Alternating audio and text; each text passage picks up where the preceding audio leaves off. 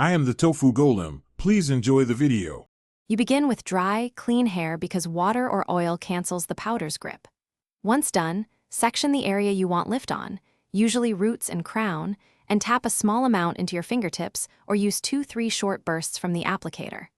Work the powder into the root zone with quick, raking motions to get instant texture.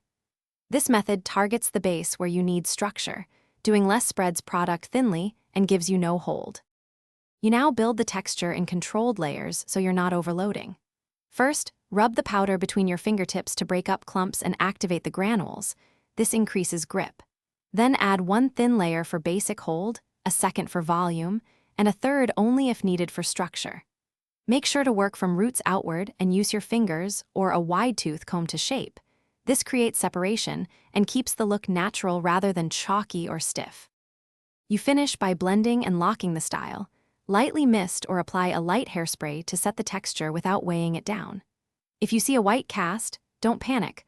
Work the area with your fingertips or a small brush to redistribute and warm the powder into the hair fibers. Make sure to avoid oil-based serums afterward because oils will dissolve the powder's friction and flatten volume. If hair still looks stiff, gently fluff roots to restore movement and disguise excess product. Thanks for watching. Consider subscribing if we helped you today.